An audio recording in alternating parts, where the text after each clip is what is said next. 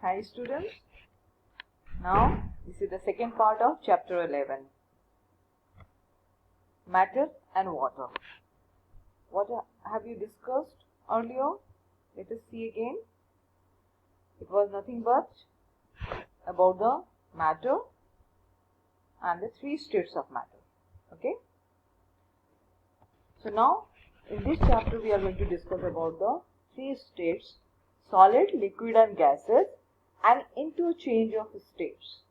Interchange का मतलब एक स्टेट से दूसरे स्टेट में बदल जाना. ओके तो लेकिन उसको बदलने के लिए क्या कंडीशन चाहिए ये हमें समझना पड़ेगा. तो let us discuss first about the interchange of states. We know that there are three states of any substance: solid, liquid and gases. In some substances there is interchange of states. किसी substance, अब substance का मतलब object भी है, कोई चीज भी है, लेकिन जब हम साइंस पढ़ रहे हैं, जब हम मैटर की बात कर रहे हैं, तो इसमें हम वर्ड यूज करेंगे सब्सटेंस. सब्सटेंस का मतलब ही चीज होता है. तो इन सब substances, in some substances there is interchange of states. मतलब कोई किसी चीज में स्टेट चेंज होता है. अगर सॉलिड है तो लिक्विड बनता है, लिक्विड है तो गैस भी बनता है, और वापस गैस से लिक्विड भी बनता है, लिक्विड से सॉलिड भी बनता है. Their states can be changed from one state to another. एक से दूसरे में कन्वर्ट हो जाता है. लेकिन होगा कैसे? The last point is the change of state takes place due to change in temperature. Temperature मतलब heat. अगर heat है तो heat की वजह से, heat के बढ़ने से या heat के कम होने से, मतलब या तो हम किसी चीज को गर्म करते हैं या किसी चीज को ठंडा करते हैं. It means either temperature increases or decreases. तो temperature जब change होगा, then there is a change in the state. Okay. So now see, the best example is your water. Water is the substance. Water जो हम पानी पीते हैं, जो हमारे आसपास पानी दिखता है, that is in the liquid state. लेकिन जब temperature कम होगा, then it is ice. It will be cooled, and if it is cooled to 0 degree temperature, then it is called ice. Okay, solid हो जाता है.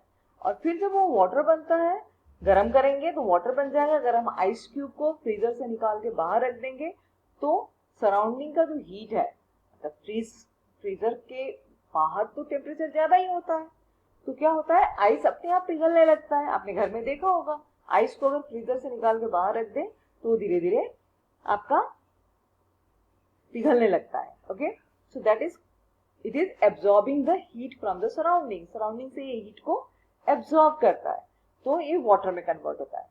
अब उस पानी को अगर हम छोड़ देते हैं तो ये क्या करता है, आगे भी हीट एब्जॉर्ब करता है और धीरे धीरे गैस में कन्वर्ट होने लगता है. दैट इज स्टीम बनने लगता है. लेकिन गैस में धीरे धीरे कन्वर्ट होकर वो उड़ जाता है पानी. बट अगर हम इसको गर्म करेंगे तो ये इसमें से हमें स्टीम निकलता हुआ दिखता है ना. पानी को जब बॉईल करते हैं तो स्टीम निकलते हुए दिखता है. That is called your interchange of state from solid to liquid, liquid to gas. Okay, आगे बढ़ते हैं. पिक्चर में आपने देखा यहाँ से कैसे आइस पिघल रहा है, पानी बन रहा है. फिर उसको और गर्म करेंगे तो इवेपोरेट होगा, गैस बन जाएगा. लेकिन उसको जब ठंडा करेंगे कंडेंस होगा, फिर वापस लिक्विड बनेगा. और ठंडा करेंगे, फर्दर कूलिंग में ये फ्रीज हो जाएगा, सॉलिड बन जाएगा. ओके, आगे बढ़ते हैं. Now the next is your, होता कैसे है मैंने एक्सप्लेन तो कर दिया है, लेकिन फिर से मैं इसको पढ़ के सुनाती हूँ. हाउ. तो पहला प्रोसेस है मेल्टिंग. मेल्टिंग मतलब पिघलना. When solid is heated it changes into liquid. Temperature is increased in this process. मतलब टेम्परेचर बढ़ता है. अगर आइस हमने रख दिया है वो बिल्कुल ठंडा होगा, लेकिन जैसे उसे पिघलेगा उसका टेम्परेचर बढ़ता जाएगा और वो पिघलता जाएगा. ओके, एंड दिस पिघलना जो है दैट इज कॉल्ड मेल्टिंग. अब इसके बाद अगर उस लिक्विड को हम हीट करते हैं, then the next term is evaporation. Next word is evaporation. Evaporation का मतलब अपने आप उड़ जाना हवा में, मतलब धीरे धीरे स्टीम बन के गैस बन के उड़ना. When liquid is heated it changes into gas. जब लिक्विड को हम गर्म करते हैं तो गैस में कन्वर्ट होना शुरू हो जाता है। घर में देखोगे अगर पानी बॉईल करोगे तो उसमें से स्टीम निकलने लगेगा, स्टीम का मतलब वो गैस निकलने लगेगा, गैस की तरह। Temperature is increased but heating is slow in this process. Heat धीरे धीरे हीटिंग करते हैं तो धीरे धीरे स्टीम निकलता हुआ दिखता है, लेकिन उसके बाद भी अगर टेम्परेचर बढ़ाते हैं तो next term is your boiling, मतलब पानी बॉईल होने लगता है। व्हेन हीटिंग इज फास्ट, अगर हमने गैस के बर्नर के फ्लेम को तेज कर दिया तो क्या होगा, नॉब को घुमा के तेज कर दिया तो बॉईल होना शुरू हो जाएगा, मतलब heating is fast and then liquid boils and it is called boiling, उबलना।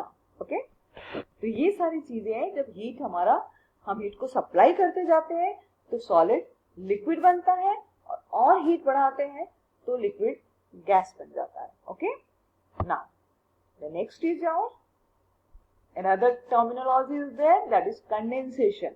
Condensation when gas is cooled. अब इस केस में क्या होगा, तुम्हारा टेम्परेचर कम होता जाएगा।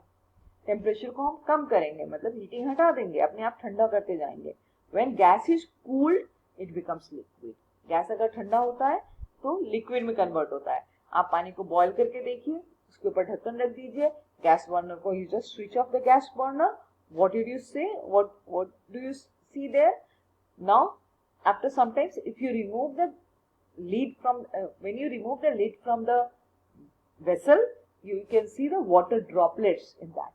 Water droplets in that. It means वो गैस जो ऊपर जा रहा था वो अब ढक्कन में उसके लिड पे टकरा के ठंडा हो गया है, और धीरे धीरे फिर वो वाटर ड्रॉप्स में कन्वर्ट हो गया है। तो टेम्परेचर इसमें कम हो गया क्योंकि हम इसको ठंडा कर रहे हैं। फर्दर अगर टेम्परेचर कम करना है तो then we keep that water into the freezer, freezer में रखेंगे, then temperature is completely cooled, बिल्कुल ठंडा हो जाएगा, and then when the liquid is cooled, it becomes solid, and the temperature is reduced in this process, and the process is freezing. Process is freezing. Okay, तो ये सारा चीज है कि आगे भी जाता है और पीछे भी आता है। That the process is reversed. Process is reversed. Okay, reverse बोलते हैं, उल्टा आना। Fine. So now there are new words are there and hard words are there. That is interchange, melting, evaporation, boiling, condensation and freezing. Now these are the heavy words. आपको इसको समझना पड़ेगा, अच्छे से याद करना पड़ेगा। Each and every word you have to remember and you have to write. Okay, learn and write. Thank you.